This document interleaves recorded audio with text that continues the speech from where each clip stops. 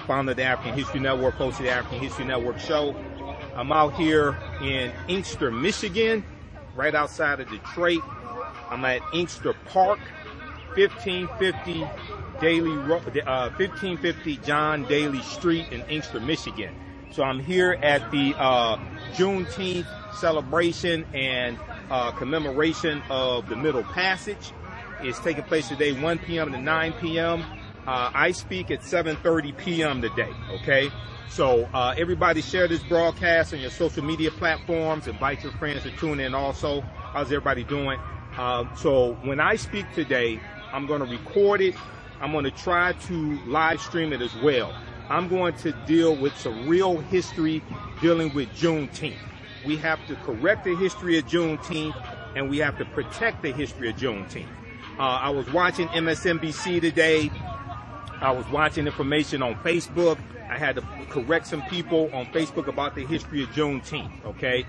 On MSNBC, they said that this commemorates the last day of slavery. This commemorates when the enslaved Africans in Galveston, Texas got the word they were free, and they said it was 2.5 years, 2 years after the Emancipation Proclamation, all right? That's wrong. Number one, the Emancipation Proclamation, January 1st, 1863, did not free the enslaved Africans. It did not free the enslaved Africans. All these documents, we have to go read these documents, okay? I was speaking in Mount Clemens, Michigan, Friday evening. Go to archives.gov. Archives.gov is the U.S. National Archives. I was reading General Order Number 3 at the U.S. National Archives today, all right? The Emancipation Proclamation was a military strategy that Abraham Lincoln used, and it was designed to bring the territories in rebellion back into the Union, bring the South back into the Union, okay? You had 11 states that seceded from the Union, starting with South Carolina, December 20th, 1860, about 6 weeks after Abraham Lincoln became president-elect.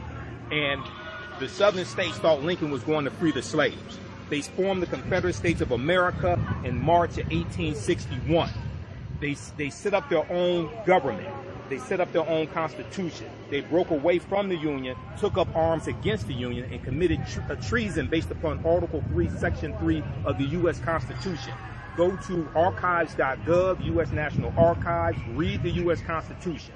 Go to loc.gov, the Library of Congress website. Read the U.S. Constitution, okay? All these documents we have to read. We have to understand when we have these Juneteenth celebrations, we have to, this can't be black folks' 4th of July or 4th of July, as Dr. Ishaka Musa Barashango said, where we just sit around, get drunk, eat barbecue, eat pork, things like this. We can have a celebration, but we have to have 4 crucial elements: history, economics, law, and politics. History, economics, law, and politics. Remember the acronym HELP.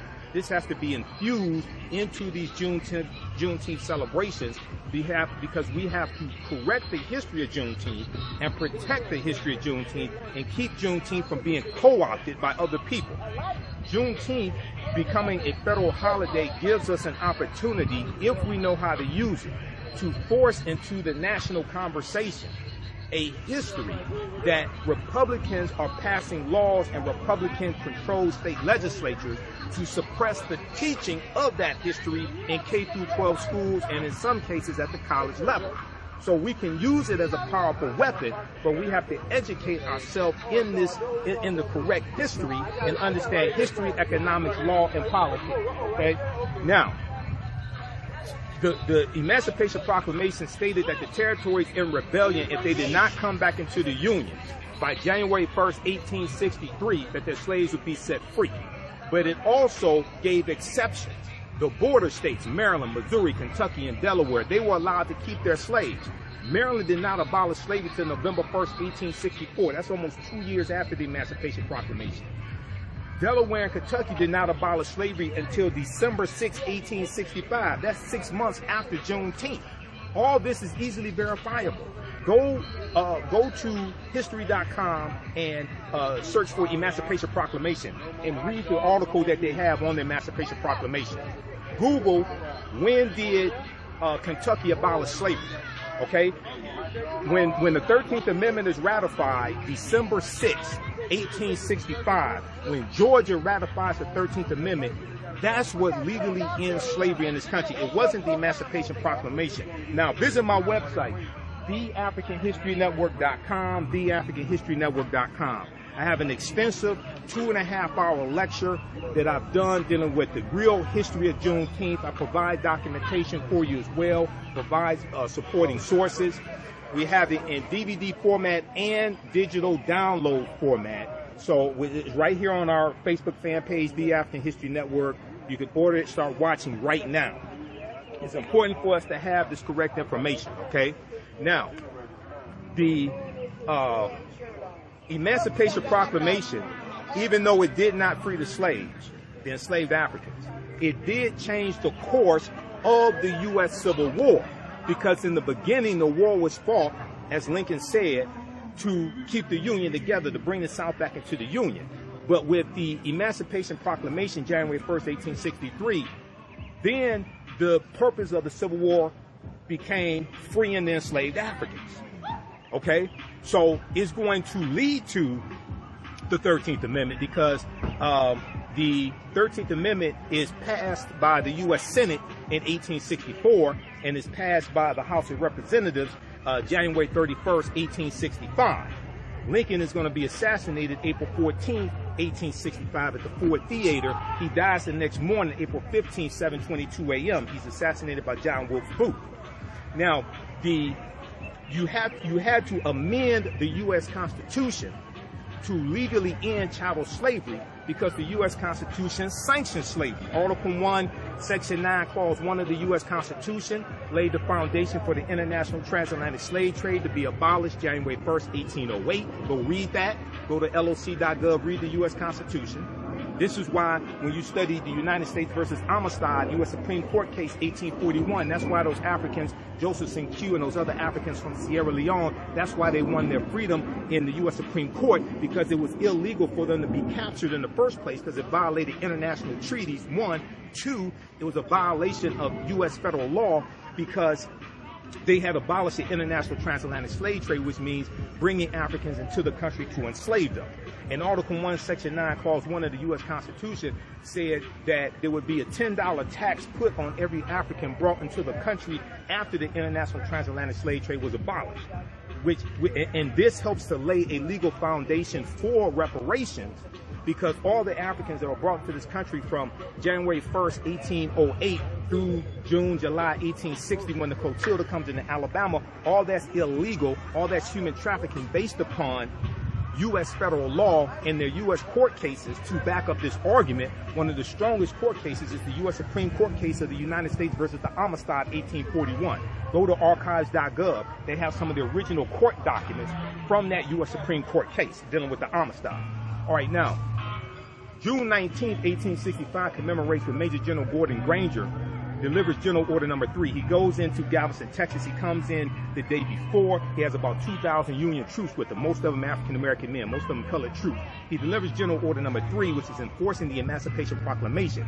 It took military force to physically take back Texas, which was part of the Confederacy, and Texas was a safe haven for slave owners. Slave owners were coming from Mississippi, Alabama, Georgia, Louisiana, taking their enslaved Africans into Texas, because Texas was more far removed from Civil War battles, and there was less of a presence of the Union troops in Texas. June 19th is not when all of the enslaved Africans in Texas got the word that they were going to be free based upon General Order Number 3.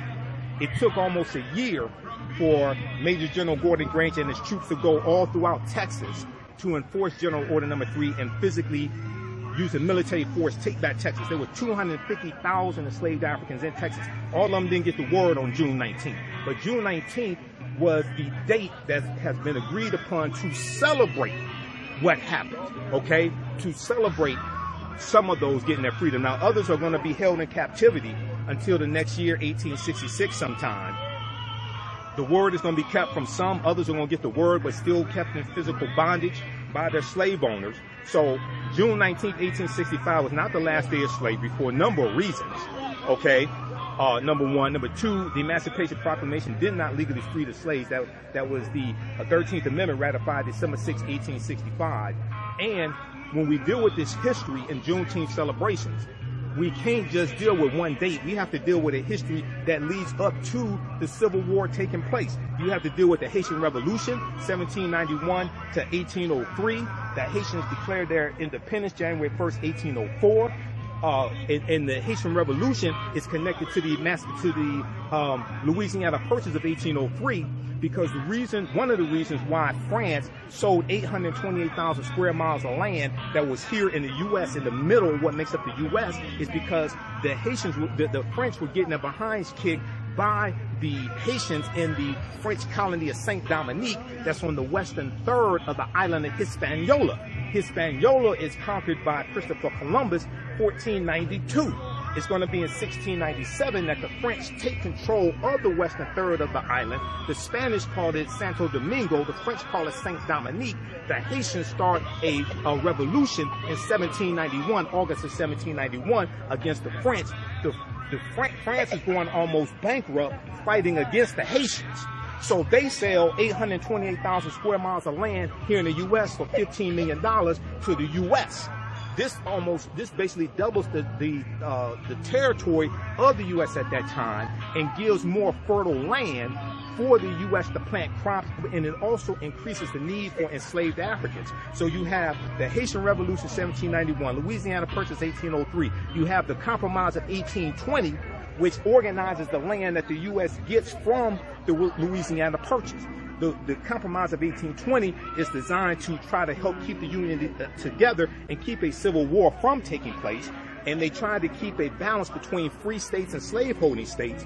The U.S. is going to carve out about 15 states out of the land that they get from France. So you have the Compromise of 1820, and it allows Maine and Missouri to come into the state.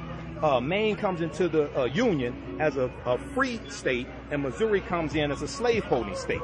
It then abolishes slavery in the rest of that territory.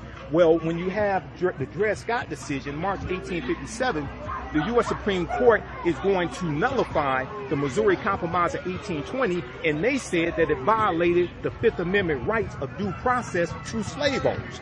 You're going to have something called, you have the 1821. Mexico wins its independence from Spain, because we know Spain conquers Mexico. 1829, Vicente Guerrero becomes the second president of Mexico, and he's of African, Native American, he's Afro-Latino. He's a former slave. 1829, he abolishes slavery. 1836, Texas wins its independence from Mexico. You have runaway enslaved Africans running from Texas into Mexico. That's the Southern Underground Railroad. You have a Southern Underground Railroad going into Mexico once Vicente Guerrero abolishes slavery. Right around the same time, 1831, that you have the Northern Underground Railroad being established as well, from the south going up north and then later going into Canada. So we have to understand this chronology of history. Texas won its independence from Mexico, 1836. Mexican-American War, 1846-1848.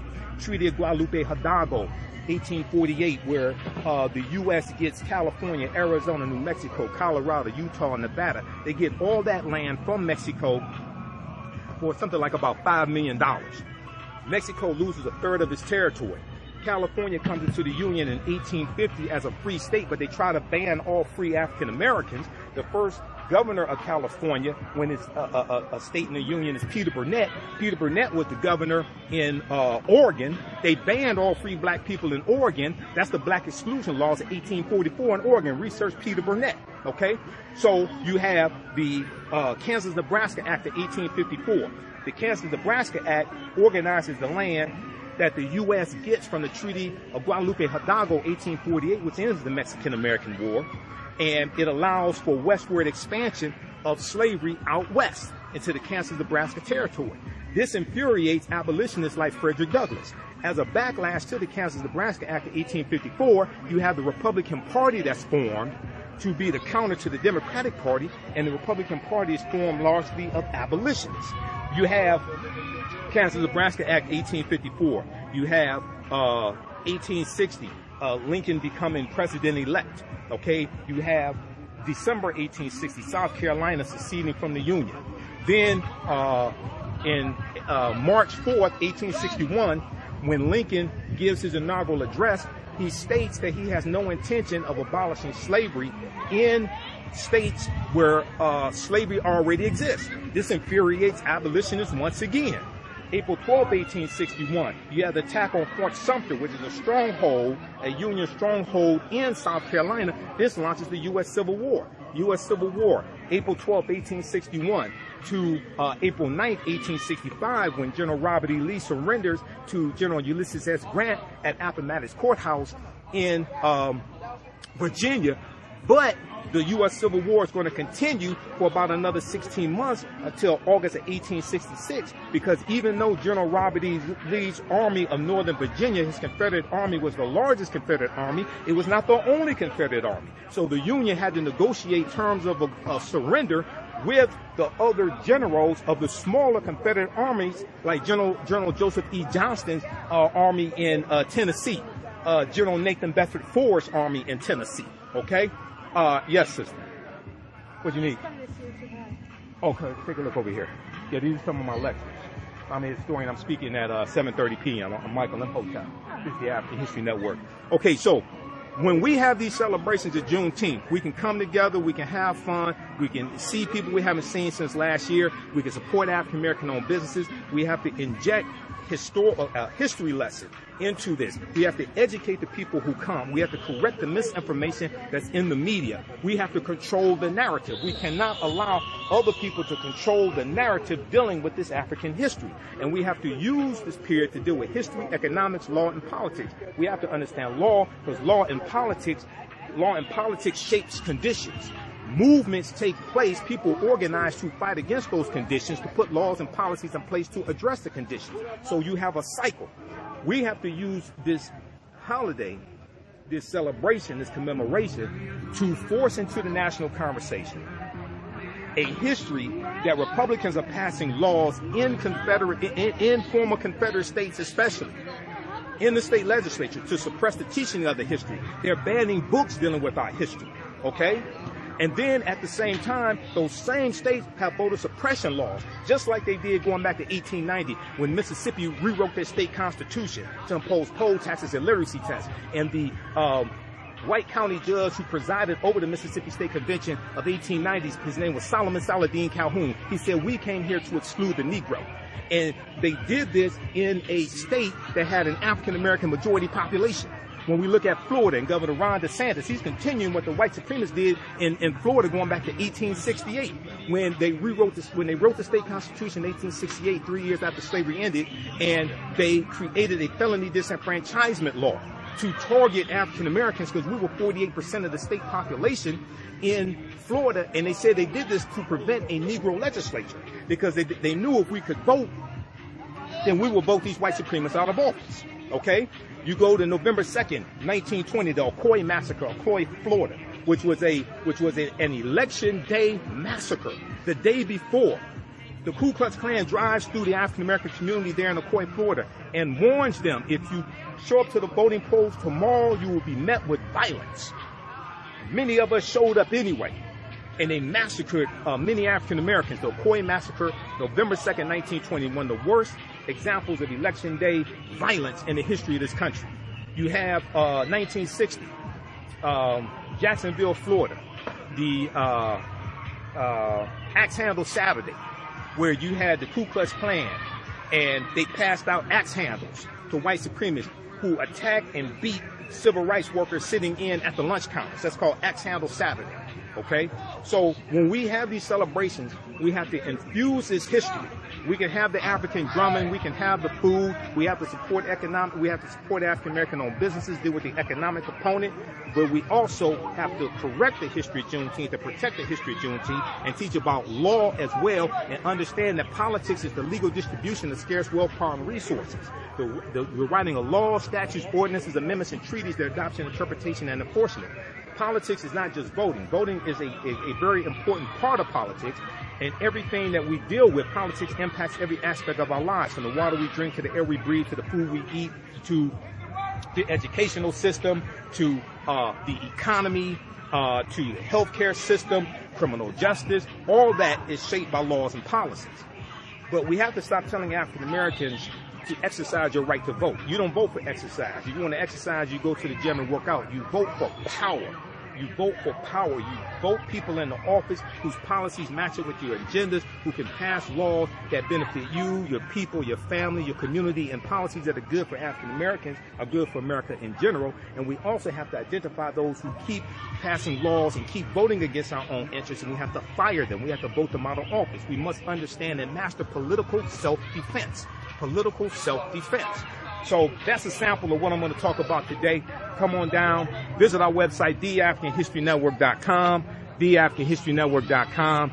Here's, I'm going to flip this around. You can see some of my lectures here also. And we have all these lectures at our website, theafricanhistorynetwork.com. Hold on. Let me flip this around.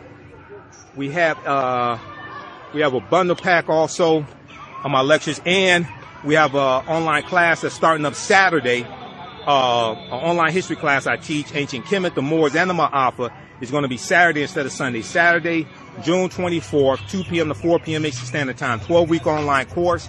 Visit our website, theafricanhistorynetwork.com. You can register right now. It's on sale $80, regular $130. As soon as you register, there's content already uploaded. You can start watching now. You can join us in class. We have, this is my Cash App information here as well, $, the AHN show through Cash App. So you can support us there. We have that information around the homepage of our website. We have a bundle pack where you get, 15 of my lectures, either in digital download format or DVD, $75 digital download format, or $100, for DVD. Okay. All right. So, they're starting the music up again. So we're going to get out of here. I'm at Inkster Park at the Pavilion, 1550 John Daly Street, Inkster, Michigan. When you come into the park, just drive straight back. You'll see the Pavilion over to your right, okay? Right now, it's corrects wrong behavior. It's not over till we win. You can support us, $, the AHN show through Cash App, also through PayPal, paypal.me/the AHN show. And we have the information right there in the thread of the broadcast. Right now, it's correct wrong behavior. It's not over till we win.